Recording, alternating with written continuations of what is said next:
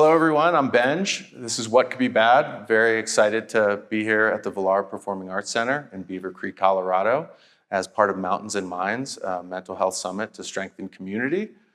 And the purpose of this is to elevate and destigmatize mental health conversations.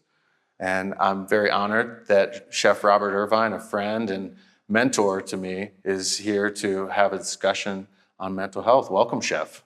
Well, that's very kind of you, a mentor. Now I'm humbled. So it's great. This is such a great place and such a great subject. I'm excited to dive in. Good, very nice. And I look up to you in a lot of ways, the way you lead. I have a episode of the first season of What Could Be Bad where Pete Griffin mentioned something that another guest of mine, Paul Rykoff, who I know you know, Paul says we need people to lead from the front. And to me, that's about being a living example that people can learn from. And I feel that, your acceptance of my invitation to be a part of this is an example of how you do that leading. The foundation's work I've been lucky to be a part of in a small way over the years through OAR and partnering up on, basically the Breaking Bread with Heroes program, as well as just generally supporting the foundation. And that's an opportunity I don't take lightly, because you directly impact so many people's lives, and to even be associated with that is a distinct privilege in my life. Well, it's kind. I feel, and we all know Paul, Afghanistan and Iraq veteran, a very vocal voice in our world today. Yes. For many great things. So, for me, leading is a very unique experience. As a young man starting in the Navy at the age of 15 and a half years old, because I was a bad kid. I was not a good kid. We have that in common. So my mother, in the audience, we got a chief of police here, so you got to take this the way it was. My father was in the Army, my brother was in the Army. I was a sea cadet at 11 years old. I started cooking at 11 because I thought that home economics was a way to get a girlfriend. I made my first quiche Lorraine. Girls went out the window. Sports came in, and food became a real pivotal part of my life. Yeah. I would wave goodbye to my mother, and then I would double back and drink my dad's beer. One day she caught me at home. She called me, and I answered the phone. And I won't tell you the expletives that came through the phone, but the next day I was at the recruitment office, joining the Navy. And the coolest thing about that whole process, I was not a good kid at school. I enjoyed history, woodwork, sports. We were a poor family, very poor. Okay. My senior tutor would find opportunities for me to spend a week camping somewhere or those kind of things. So I had a very close relationship with my head of year, who knew I was troubled in a lot of different ways. And head of year is like a So you have counselor? your teachers that report to a senior tutor. Okay. And I would spend hours in his office every day. It was almost like therapy. And I look, after the last couple of days, I look back as that now and I say, oh my God, that was my therapy, or part of my therapy. Yeah. And he would ask me all the time, what do you want to do? What do you want to be? You got to go to school. But I didn't. School to me was boring. It was maths and English. I had a crush on my German teacher, but I spoke good German. But those were things I enjoyed. Yeah. So for me, when I joined the Sea Cadets at 11 and got to go to bases and warships and marine places and be amongst older people, for me it was a real eye-opener of what could be if I got to that point. And that point came when my mother phoned and I answered the phone and she took me to the recruitment office. Now, I am not the smartest guy on the planet. So I took my English and maths tests, 1 being the highest, 5 being the lowest. I got 5.5. Pretty superstar, right? And the recruitment officer said to me, well, I got some good news, Sonny. You're in a Majesty's Royal Navy.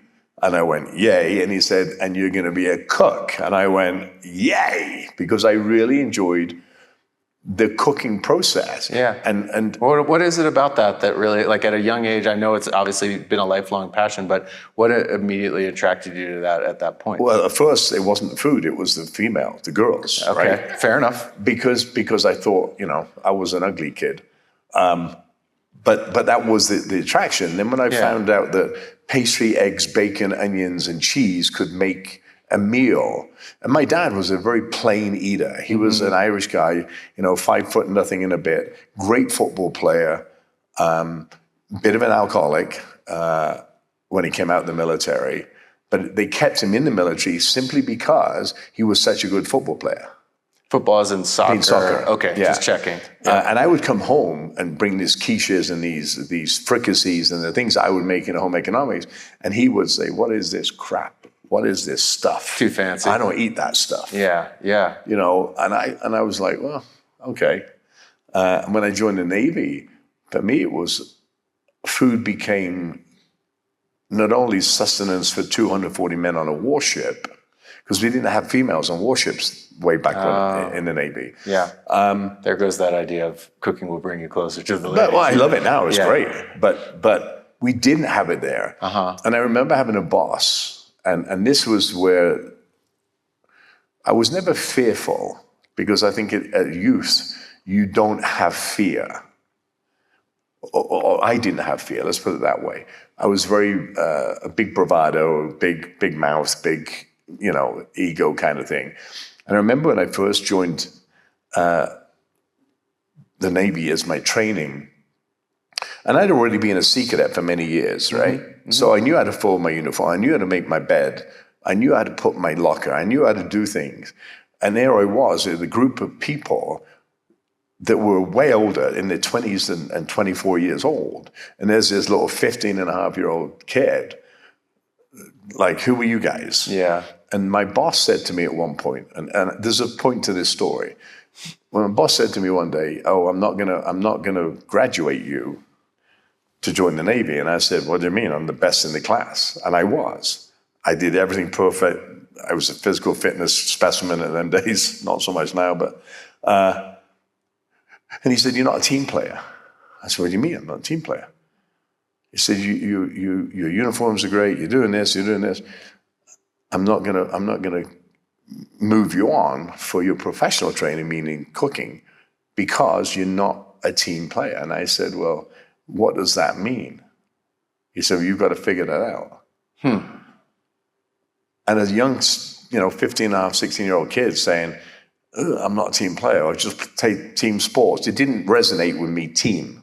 Yes. It did as a sports environment. But at 2:00 one morning, I wake up, I turn 16 people out of their beds onto the floor. And I said, "Okay, you people," not quite like that. Sure. "I'm going to teach you how to make your bed, clean your boots, press your uniform, and it took me 8 weeks to get them to that point." And why am I telling you that story? Because leadership is about knowing the people in which you work with. Empathetic leadership is what I wrote a book on. Yes. Is about understanding that Robert or Benj or Catherine or Lisa may have an autistic son or daughter or mother. And when they come to work, you have to understand why they can't perform their job, because they've got other things on their mind. And I think we lose that empathy with workforces in our world. I mean, that's the first thing we have to understand, is who we're working with and what they're going through. Yes. And mental health starts with that, in childhood, of course, but in the workplace, we have to understand that. Trust, ego, yours and theirs. And then the number one or number four thing, I think, is authenticity. You can't have a boss that's up and down and you can't read how they are, because you stay away from them. Teams don't stay together if they don't trust you, you're not authentic, you don't listen to them. And I think that's what the military taught me, and I brought forward into all my companies and businesses, those four things. It's wonderful. And the idea of empathetic leadership is something I feel like the world needs more of, because we're all being affected by more and more stimulus that is, hard to deal with. And I think your thought on that we're all dealing with things that we don't see is essentially the title of the podcast, What Could Be Bad. You don't always see what's behind that layer that people are showing you, right? We all have things that are going on in our lives that we don't actively discuss, and that we're all here trying to, that's what Mountains and Minds is. We're trying to get past the idea that it's not okay to share. And it is okay to share. That's why we're having this conversation. So a couple questions. One is just a thing. 15 and a half, 16 years old to enter into the military seems very young. The only other person I know who signed on that young is my wife's father, John Gary Biggs, who kind of snuck into the military at 17, and you beat him by at least a year. But what was the process of doing that? Is it different overseas than it is here? Well, it's different in England, I tell you, because if your parents both sign, see ya. You start off, my first station at 15 and a half was a place called Chatham. My brother was in the army at that point at Chatham Dean, learning how to play with explosives and things like this. He's 18 months older than me. I joined the Navy, because I was rebellious about two army guys. But I really enjoyed this food thing. And when I got to Chatham, which is the oldest ropery in England, by the way, from Trafalgar. So it makes ropes. Oh, okay. Well, yeah. There you go. I should have pulled that one out. So if you think about famous naval battles, all the ropes for these ships were made at this place. I see. Very historic, and now it's gone and passed and used for whatever else. But for me, it was, I'm a big boy now. I'm in the Navy. No more kid stuff. But then they made me a class leader. That's where my fear started to happen. Because you're responsible for a group of people that come from all walks of life and have their own issues and their own traumas and their own stories.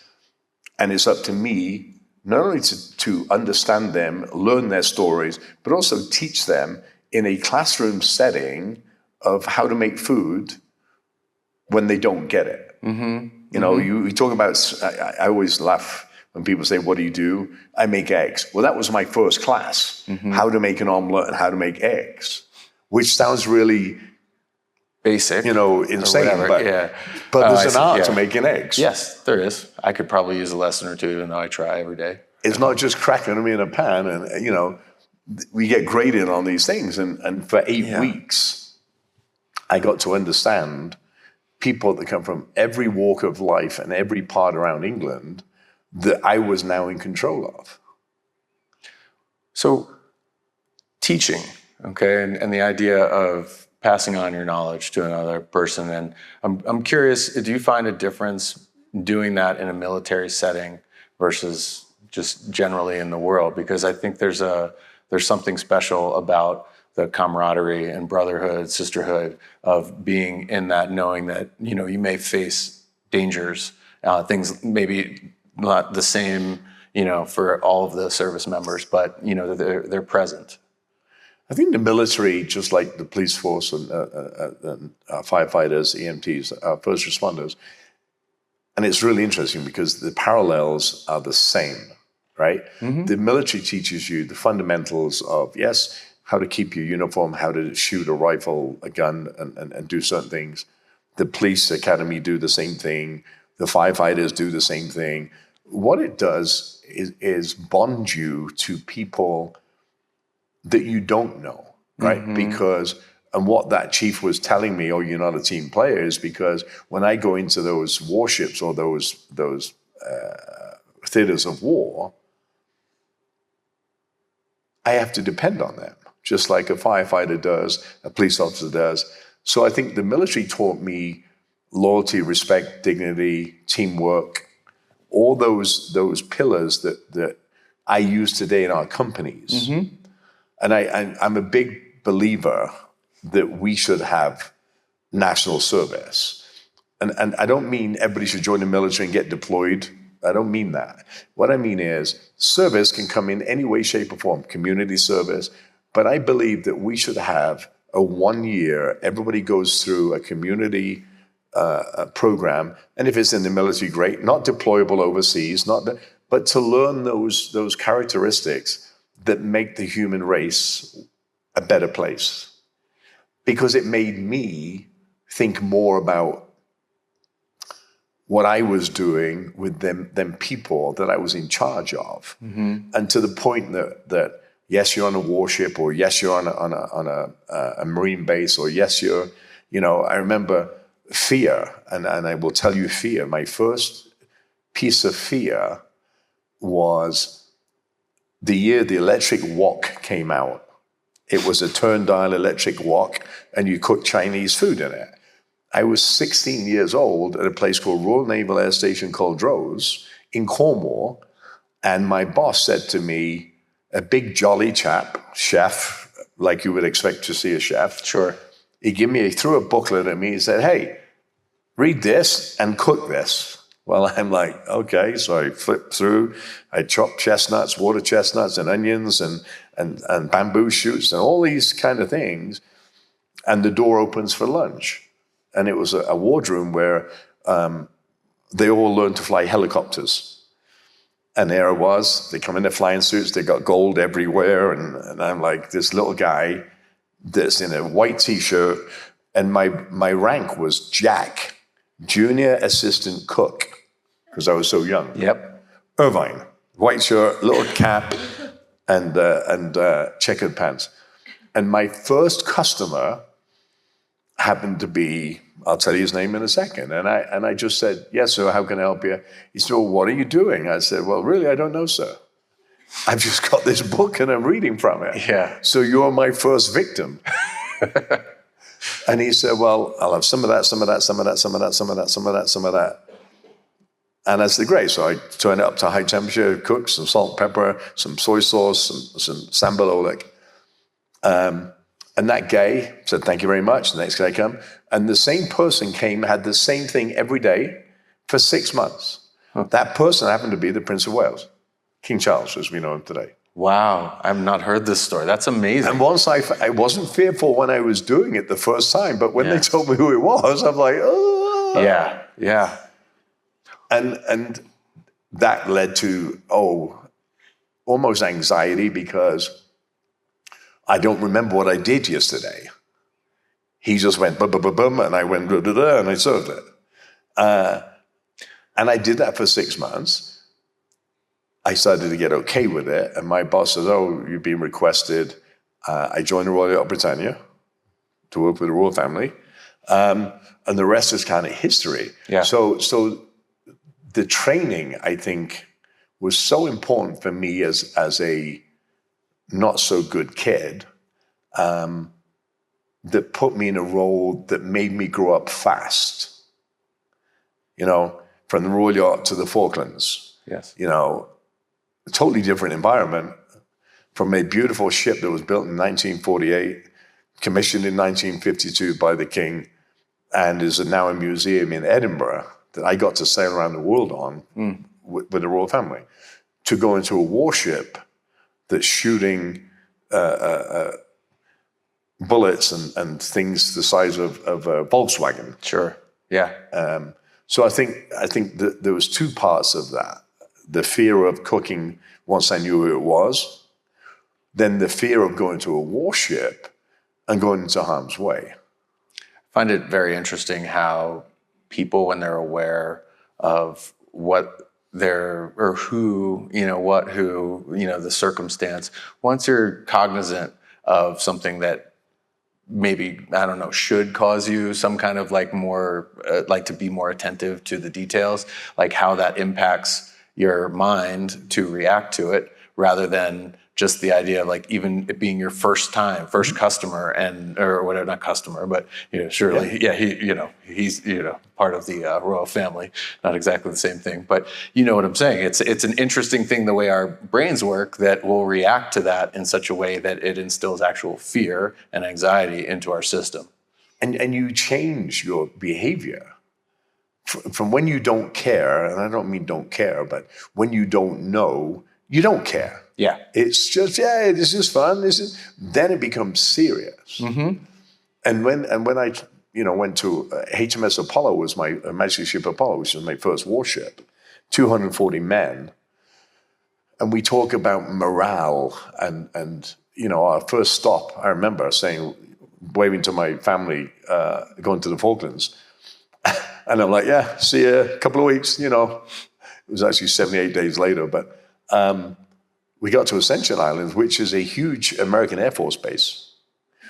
And we got a day off. And there's one thing you don't get off very often in the military is on deployments. Mm-hmm. So we got to anchor and swim. And my boss said to me, he's a really stupid boss, by the way, you should put olive oil on your skin and just sunbathe on a gray liner. Ooh. Well, I did. I came out like a Belisha beacon, point red, and I couldn't move for 2 days. Oh. But again, going 4,000 miles and then traveling another 4,000 miles, the apprehension of going from a safe zone to a war zone, how do we make the ship's company doing? So my job in a war was not cooking. We put stuff in a steam kettle, we turned it on quarter of the way. Hopefully by the end of the action was over, we had some hot food to serve. And it'd be baked beans, tomatoes, sausage, meat in some kind of stewy broth, kind of form. Yeah, whatever. My job was actually to put missiles into, they were called chaff rockets. There were 8 of them, and my job was to resupply the chaff rockets, hang over the side of the ship, and put the plug in and screw it in to make sure the chaff is aluminum foil that directs or detracts a missile or any fire away from the ship itself. Well, I can tell you, I was so scared doing it, I probably only managed to get 3 of the plugs of the 8 in because it's so fast and you're wearing gloves and hats and anti-flash gear for burning.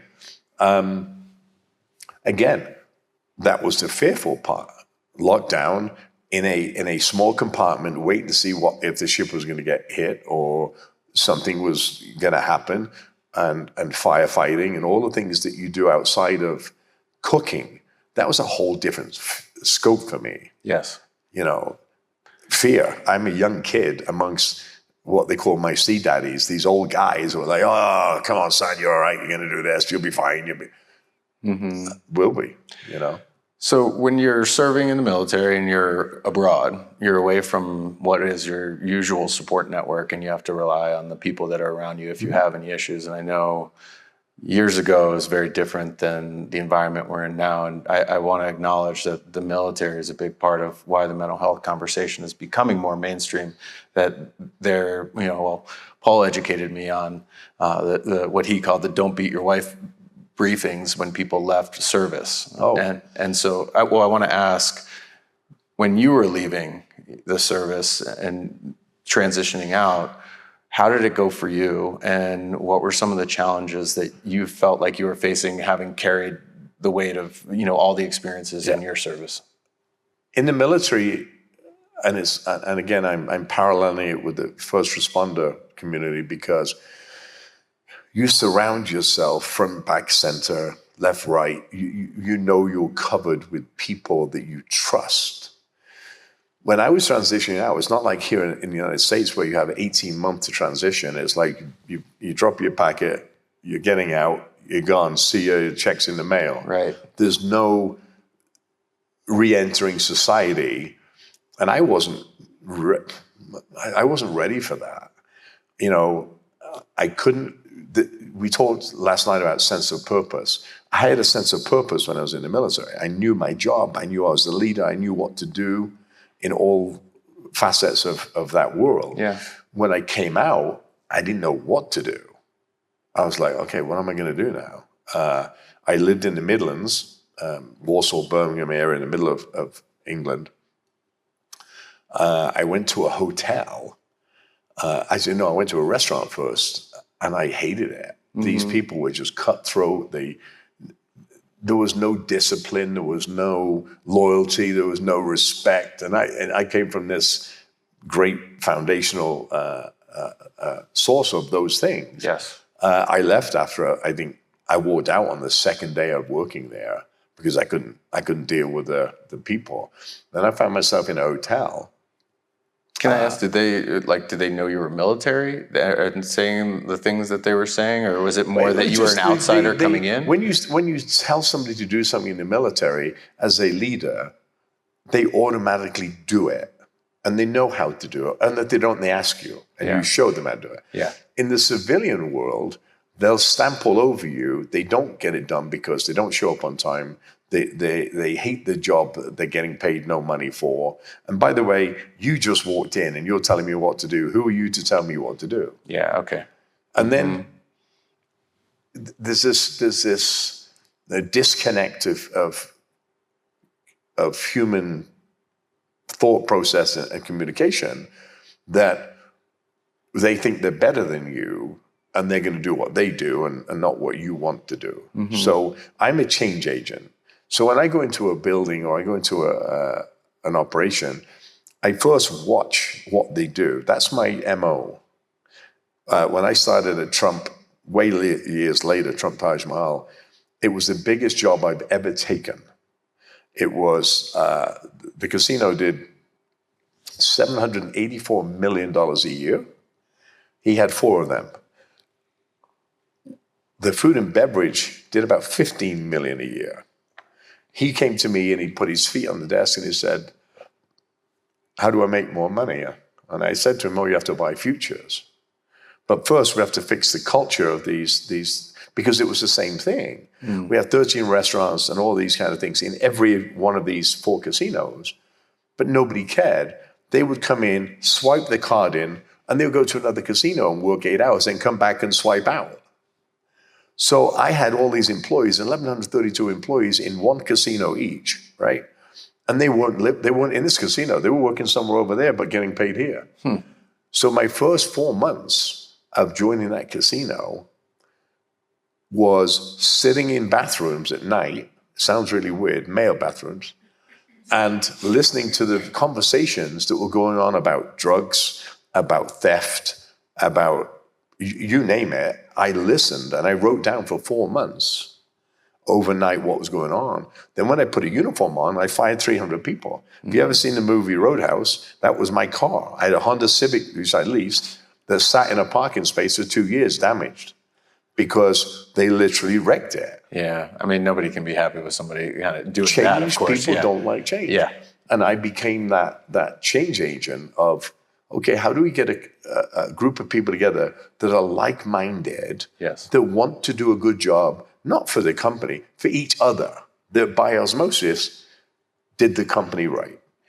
And I think that was a big change in me because I took the military mentality into the civilian world.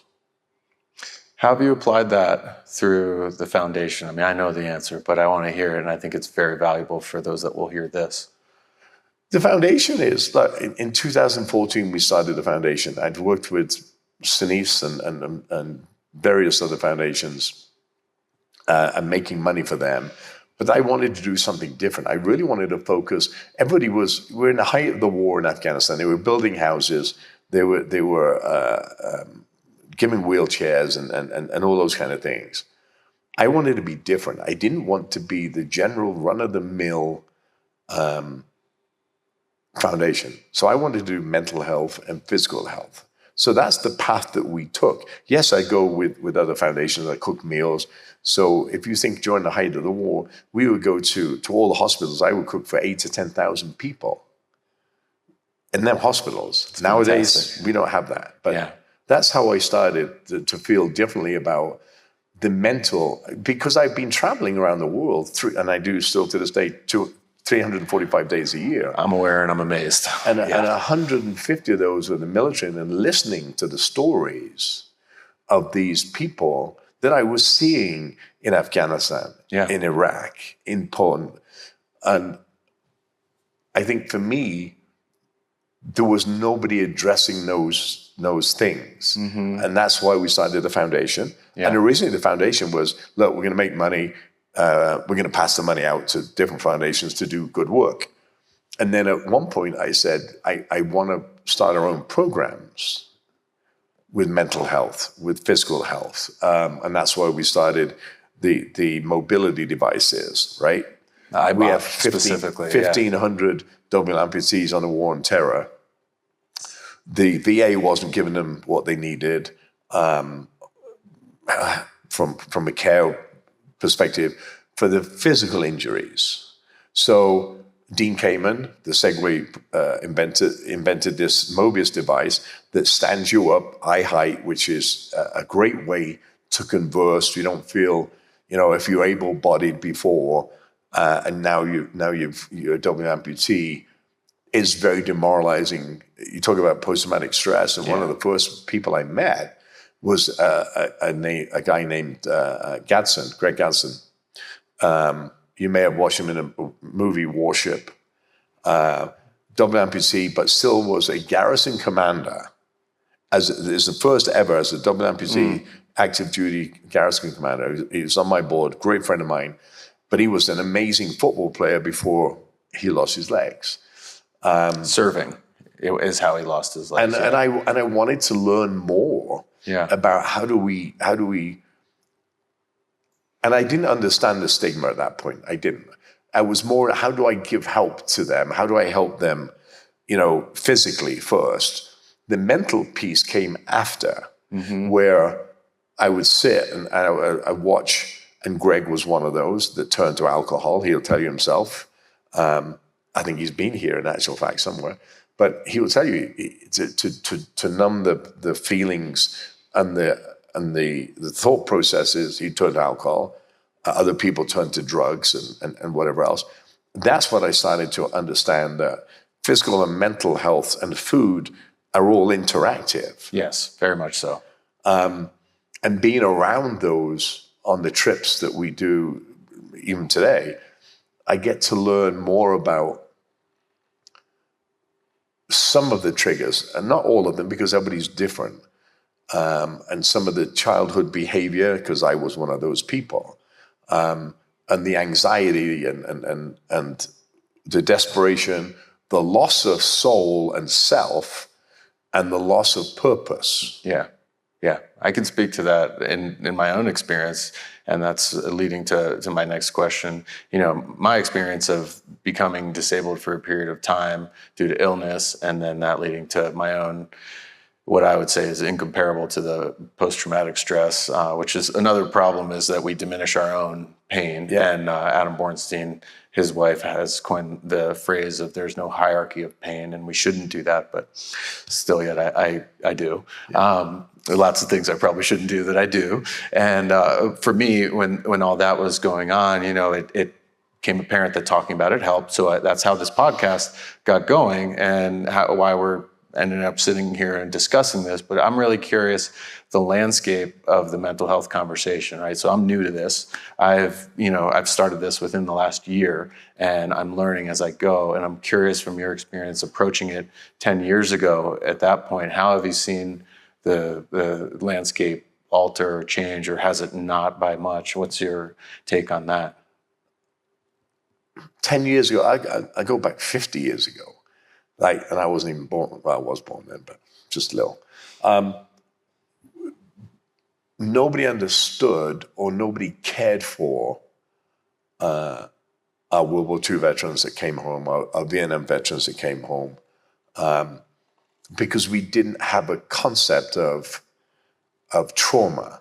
What is trauma? What did they see? And I mentioned something in here last night at dinner. One of the true processes of trauma, and I go back to World War II, and you'll understand this if you ever watched the movie Fury. Oh, yeah. Do you know what that movie was actually about? From what I recall, it was a group of soldiers who were basically taking out as many people as they could, and overtook tanks. And I'll give you a real. Yeah, tell me the real what it was about. I should have just said because it was 4 tanks that were asked to hold a crossroads that were vital to the Allied invasion. Right. Thank you. And the commander who was played by Brad Pitt, of the one tank that was left, because the other three got said, look, I'm going to put this tank here, and I'm going to die on this tank, because that's what I've been asked to do. The rest of you guys can leave, head over to the hills, go. They all decided to stay. A whole battalion of German panzers were coming over the hill. They had a lookout. He ran back, told them he's coming. Funny thing is, they held off the whole battalion, which was retreating, funnily enough. Four of the five were killed in the tank. One of them, and I'll tell you who it was in a second, actually burrowed himself through the bottom of the tank and covered himself with mud. And at one point when the SS were going past the tank, an SS soldier looked under the tank and saw this soldier, totally ignored him. He should have shot him, but totally ignored him and walked on. Do you know who that person was that was under the tank? I do not. Audie Murphy. Why do I not? I know the name, but I don't know the Audie name. Murphy is a very famous actor. Okay. He got the Congressional Medal of Honor for that action. And when he talked about, became famous because he was a great actor, and you should read the story, but he talks about what his fear was in this whole battle. And I think his fear was slightly different to somebody else's fear, and so on and so on. But it gets really in depth when you talk about how he grew up, how he joined the military, how he ended up in this position, what he did afterwards, and how he was treated when he came back from war. Just like our B&M veterans that turned to alcohol and drugs, and they were spat on and demoralized. And I have Medal of Honor recipients. Today, there's 63 living Medal of Honor recipients that still have very bad PTSD, no matter if they talk to a psychiatrist or a specialist and they get together every year, even in Afghanistan, Paul's friends, Afghanistan, Iraq veterans. Yeah, we've talked about that, yeah. And it's hard for them still to process, and the only way they process that pain and post-traumatic stress is by conversation with each other that have walked in their shoes. And I say this because sometimes it's easier for me to cook you a meal or make you a cup of coffee and sit and do this on a porch or wherever by a pool and say, hey, I'm feeling this way. Did you ever feel that way? Have you ever felt that way? Why am I feeling this way? And it's hard, even though you have a support system in the military and support system in the first responder community, it's still very hard to ask for help because we feel it's a weakness, because we don't understand that it's happening to us, and then we're afraid that somebody else won't understand why or what's happening to us. Yeah, I think there's a social construct in that we've all been somewhat imprinted with, whether it's the idea that we're supposed to be strong enough to handle our own stuff and not go to others with it, or if it's just the general cultural, attending to work, or whatever that might be, where we don't address those things first. My thought is really just, what good are these bodies if our minds are not sound enough to operate long-term and sustainably? And that's why we're here. Let's talk about... But you asked me the question. Yeah. I want to finish that question. Excuse me, Chef. Because Yes. I feel today, in 2024, it's become such a big issue. We are making strides here specifically, and making great strides. But our military is making great strides in now units have psychiatrists, they have dietitians, they have these physical therapists, they have screenings, they have buddy checks. All these things have started to happen because the groundswell movement that we're doing, that you've started and others have started, is started to really grab the nation's attention. We're not there financially yet, but at least we're there proportionally. There's still a long way to go, but at least it's okay now. The senior leadership of our military is saying, hey, look, we've got these resources. If you need something, say something. So I feel the shift in the universe to say it's okay to come ask for help. Now we've got the process now is we've got to make sure we have the fundamental help to help those that understand. And the chief this morning, bless him. I was going to bring this up. Please go ahead. Yeah. The fundamental is that we have to have people that understand the trauma that the individual's gone through. Yeah. In other words, they've walked in the shoes instead of a general psychologist that deals with maybe children or something, or doesn't have the specific specialization to treat or talk to that person. Yes. And I think that's where we fail today, but it's getting there. And I think there's legislative change that needs to happen with insurance companies that we talked about earlier. Sure. To allow these specialists or access to these specialists and have more of them. Yeah. And I obviously understanding that we're in a capitalistic society and a lot of this is driven by the bottom line and what the what the municipalities or whatever is funding, whoever's funding these things, but that shouldn't be the deciding factor, right? We should be taking care of the people that are taking care of us. And you've been doing that in a big way, showing up all over the world for a long time, with your foundation and just personally, I know that's like why you're traveling is to make sure you do everything you can. And that's very admirable. We can all learn from that. In this community, we're learning firsthand about that. And Chief, thank you, because you have helped me understand the unique challenges here. And while those unique challenges are going on, there's also a lot of positive work being done, that needs to be recognized too. There's a co-response model here in Eagle County that's Vail Health, Behavioral Health, Your Hope Center that they're activating that is evidential for our country to take note of. And I want to speak to, that idea that having the right people, helping people, who have certain types of problems is essential.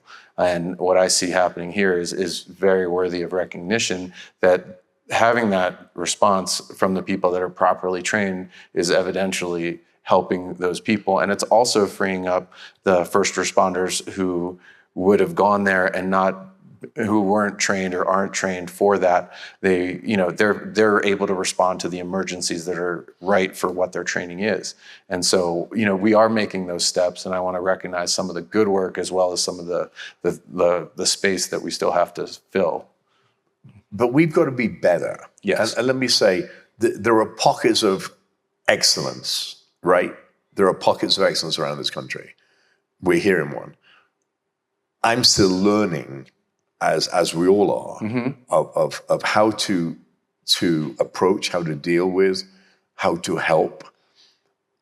But the way we fast track this, and by the way, I don't mean in 6 months or a year we're gonna solve the world's problems.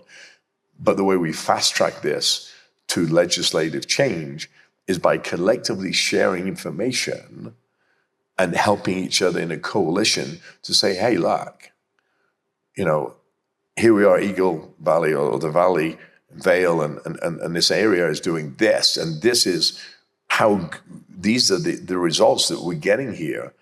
And that should be shared with everybody because the more power we have collectively, the bigger and the faster the change happens. 100%. And I feel that, there are, again, pockets of excellence around the country on a lot of things.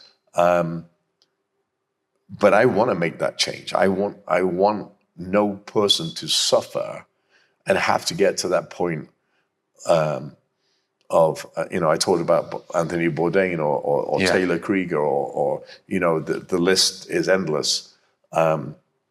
Because the military are using this number. In fact, they're not anymore, because 22 a day, we're way past that a long time ago. And I feel that with social, economic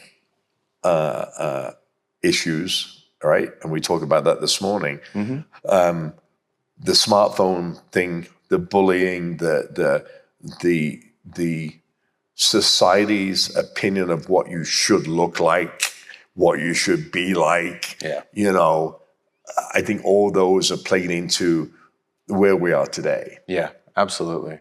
And I could go off on a huge tangent about the importance of us being our authentic selves. And I was talking to Bob, not the other Robert in your camp that's here in Beaver Creek. Bob mentioned how once he became more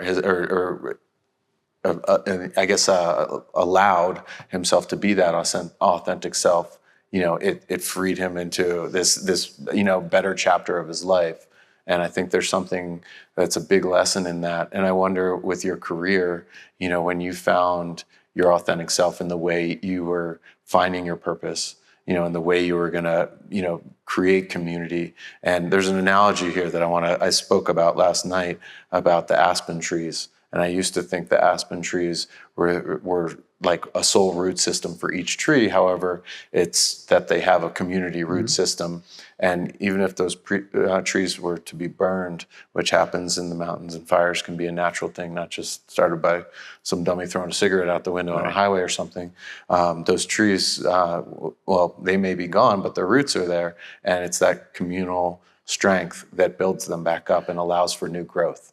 And you have communal strength in groups of societies, right? So, the military, the firefighters, the pockets of.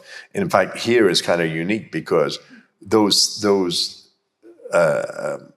what I'm learning from last night was those groups of people, our first responders, are intertwined in everything they do here, which is not necessarily the case in other states, right? I think because this is a small area, the police chief knows what, is at the same place where the fire chief or the detective or whoever is. So I think that's another part of how do we get that common thread between the forces that shares the information or the newest information. Yeah, I mean, that's continuing to have these conversations, allowing there to be space and encouraging people to see people actively leading by just talking about what's going on for them and listening to it, right? Which is great, but because when you put somebody on a stage, I'm not talking about us, but if you put a plate of food in front of them, it breaks the barriers of insecurity, because now I'm feeding you.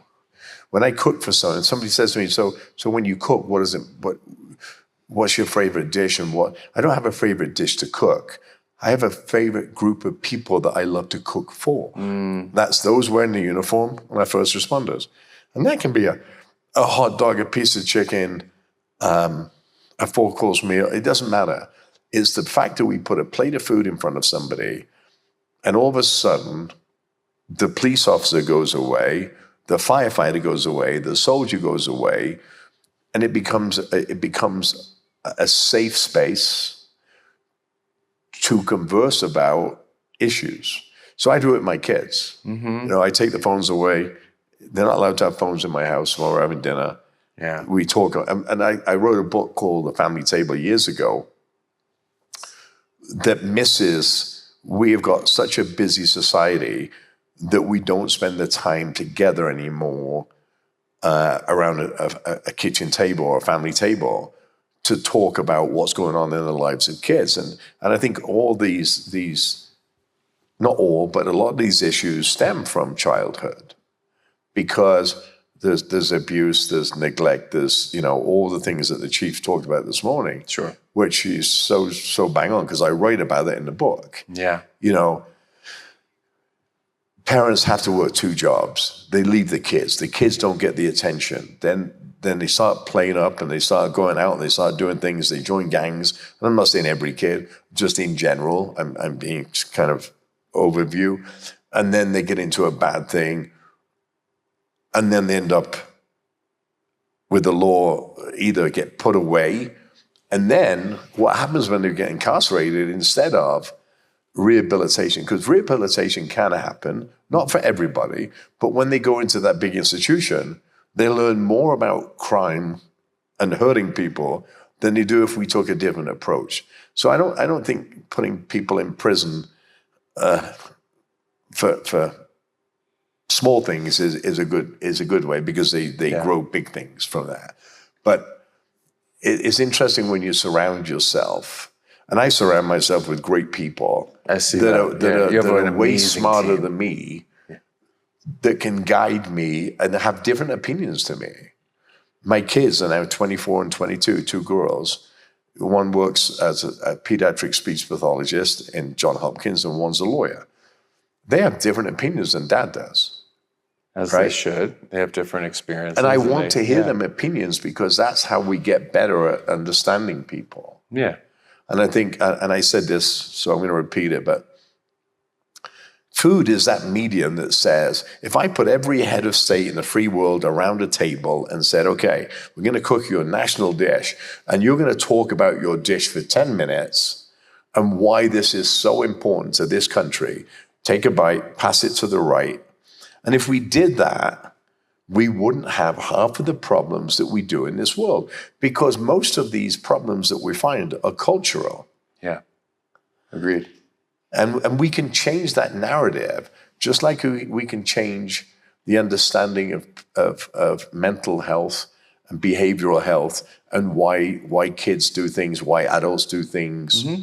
And it's by learning and listening. And I think that's one thing I've learned over the past, my shows have been running for 15 years, whatever. Yeah. We didn't even talk about all the TV stuff. And if you look at the shows, when I started, it was military. It was my way. I don't care about what you think. This is what we're going to do. Mm. And on the last 5 years, I've really learned to shut up, listen to what their process and their thought process is, in order to help them succeed, not only in their business, but also in their family lives.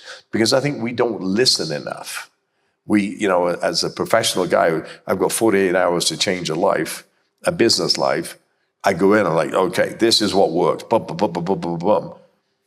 And by the way, I've had some great successes. And the ones I thought that would be successful failed because they didn't understand. Mm. So I've learned myself to listen more and be more open to their wants and needs, as opposed to me trying to fix that.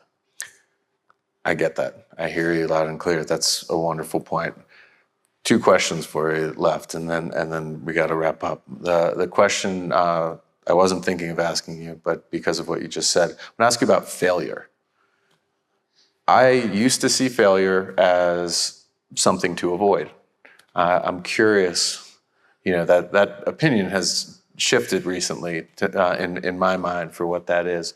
But I'm curious, in your life, someone who's very successful and has been involved in so many different things. What's a failure that you faced that taught you a lot in a certain lane, and how have you applied that to the rest of your career and life, personal, whatever, professional, whatever you'd like to share? I wrote a book last year called Overcoming Impossible, and I talk about L's and W's, mm-hmm. losses and wins. Uh-huh. How many failures have I had in life? I can count them on, if I can do this 50 times, I've had failures. Yeah. And that's in some failures that are caused by me. I give you one.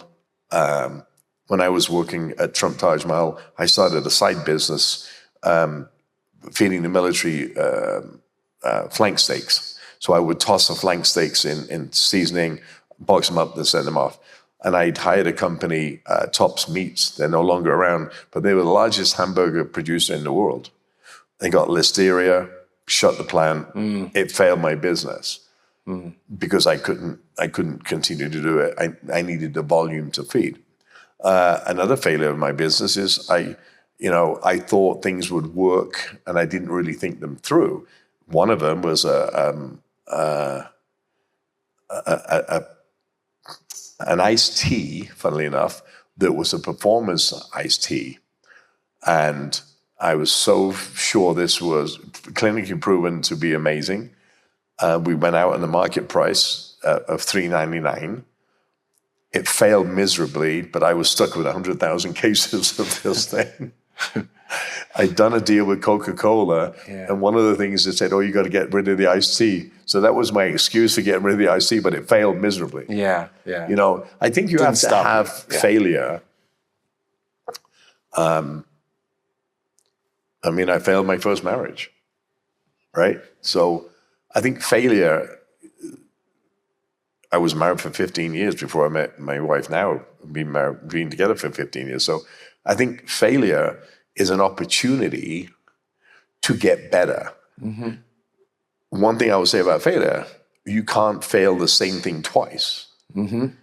Because that just means that you're not focused on what that failure was. You haven't learned the lesson of failure. I see. Yeah. So, look, we go into all businesses from drones to clothing to food to all the things that we do, and we try to negate failure as much as possible. But look, I can't control the world. Sure. I can't control what people do. I can only control what I'm responsible for. And I can tell you, failures, they're just a springboard to success. Mm-hmm.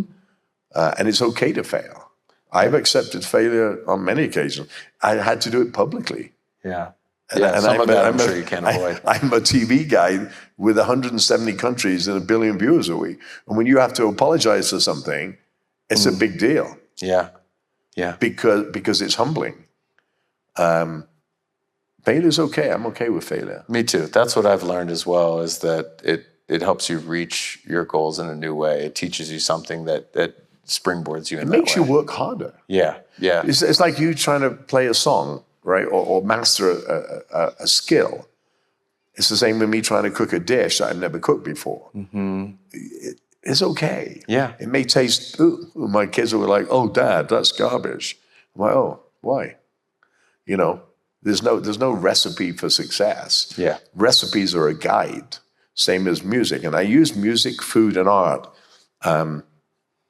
a lot in when I talk about music with the score, recipes with ingredients, and art, meaning if you're in a good mood, you play very different music than if you're in a sad mood. The same with an artist. If it's hot, cold, wet, miserable, and you're not feeling it, mm-hmm. your impression or your painting is different. The same with food. We cook very different food when we're in a good mood. Yeah. They're really interconnected. That's interesting to me. I did a whole paper on it because I felt that Impressionism and the great musicians of our time and composers of our time were like great chefs.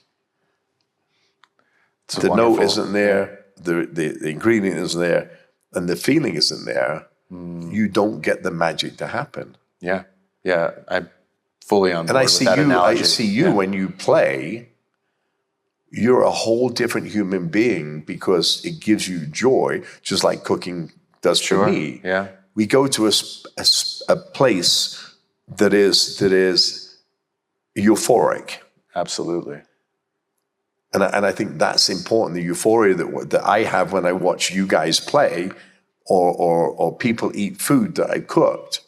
It makes me feel good that we've done something. I go to bed at night feeling really proud of the team that I have that work relentlessly. We don't have hours of operation. We work 24 hours a day. And at the end of a phone to make things better for other people. And I think what you do, apart from the podcast, which is changing lives, what you do in music is the same as I do in food. It separates, or TV, it separates you from your real world for a couple of hours to feel good so you can go and face what you're going to face next. Thank you. That was a fantastic response. I fully feel that, and that is an incredible lead-in to my final question, and it's about music. I like to ask people if there's, as part of each podcast now, if there's a song that personally inspired you and had an effect on your life, and what that might be and why. I know You're this gonna is put a me on good the one spot here because you're gonna laugh at me right now. I've been waiting to put you on the spot. It's very difficult to pull that off. So you'll laugh at me. I'm a very old school guy. So when I work out, I listen to military band music. It inspires me, invigorates me. But before every TV show and every big event I've ever done in my life, there's a song that I play. Perfect. It's called The Winner Takes It All by ABBA. And I have that on my, I know you'll laugh, right? I know. But it would set me, before I did a TV show, Dinner Impossible, Restaurant Impossible, it would put me in a mindset to focus on the task at hand. Mm-hmm. The military band music when I work out is escapism. Mm-hmm. Yeah. You know, so they're my go-to things. Obviously, I love OAR. Thank you. Obviously, yeah. But for me, when I'm going to do something that's really, cook for a president, cook for heads of state, make something out of nothing look pretty for a visiting head of state or whatever, mm-hmm. I have to focus and I have to think outside the box to make that experience so unique that's never. There's one thing I'm very proud of on our TV shows. I've never reproduced one dish in 15 years of any TV show. Something we have in common in the analogy you just gave is that we never play the same song the same way twice. Yeah. It's the same idea, I think, of trying to keep it fresh for those that are going to enjoy what you do as much as for yourself. And there's a therapy in that of, constantly creating anew. Chef, I can't thank you enough for the honor of just being open and speaking with me about all of this. I've learned a lot. I hope everybody who hears this has learned a lot. I appreciate that this was my first opportunity to do this in front of an audience in person rather than just on the internet. And I'd like to close all the episodes by saying, be good to yourselves and be good to others. We'll see you next time. Thank you.